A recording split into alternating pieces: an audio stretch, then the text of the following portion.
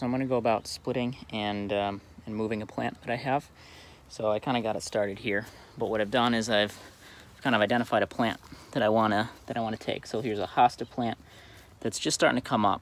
So I really want to take one plant that's doing very well and then kind of spread it into different areas. So what I'm going to do is I'm going to take it and I've already done is kind of dug a hole around it, and then I've split it in half with a shovel. And then what I'm going to be able to do is kind of take pieces of this and move it into different places. So if you split the root system and give it more space, it'll actually allow the plant to spread a lot better. So a lot of plants will be able to propagate just by taking and splitting them. So I'll show you what that looks like and get going.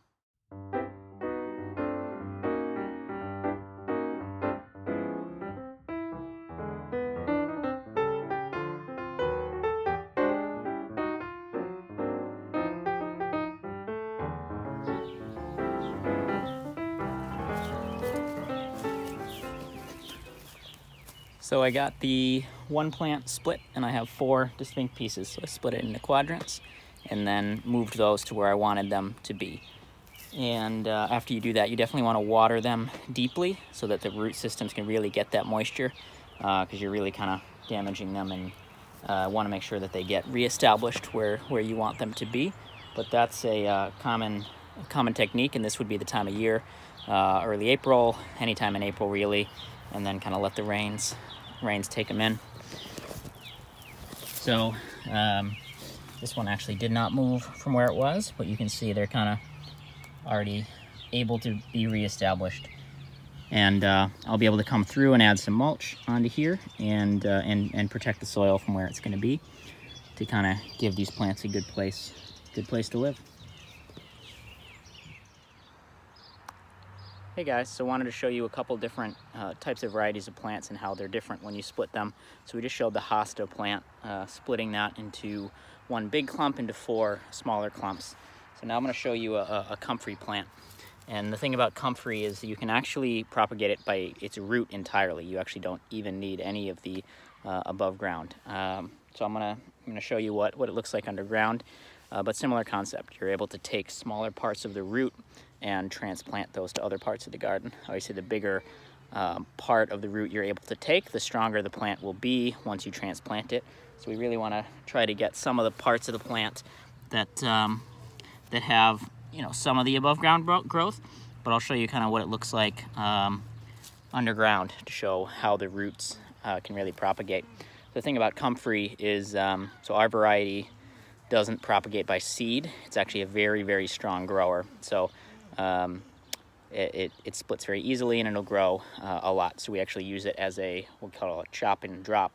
So as it grows over the course of the year, you can chop it and then give it to the chickens. So we throw them into the chickens, which is why we got it right here next to the coop.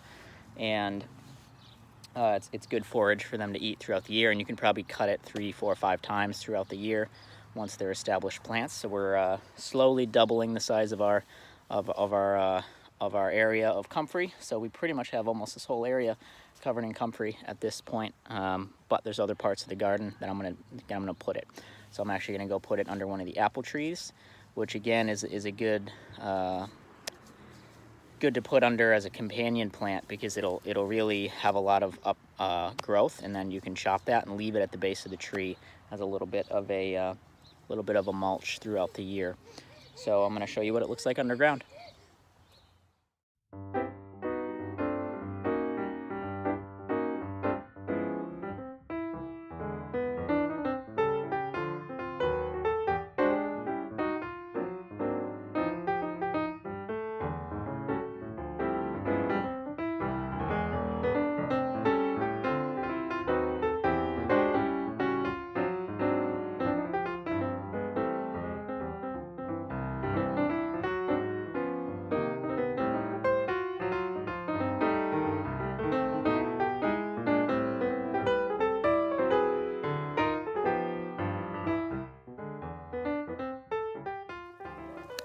So what I was able to pull out is I actually have two things I'm gonna replant. You actually don't need the new growth on top. You could actually just replant this root, and this would propagate in and of itself. But I'm going to replant both of these over underneath the apple tree we have here.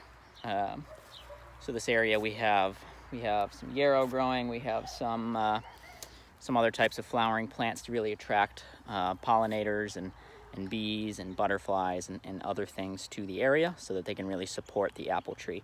So this is really in permaculture what you would call a guild. We really want to support the apple tree and give it the best things it can to grow. So what we're going to do right now is actually take out some of the grass that's here and really plant some of the comfrey so that can take over and we can be able to chop it down throughout the year. So this is kind of a good use of propagating within your own yard. So we're able to kind of take our own plants, spread them around, and really take the ones that are doing well and spread them out to other areas. So I'm gonna put these in the ground and maybe even some more so we can really get some comfrey in and around the apple tree. Hey guys, so the video cut out. Just wanted to show you what the end result is. I kind of got the two root systems planted right here. And I'm going to put a couple more in so that we can really fill out the area between our cherry tree and our apple tree. And so these are really vigorous growing plants. So they'll really take out and they'll shade the whole rest of this bed. So we won't really have to deal with any of the ground cover.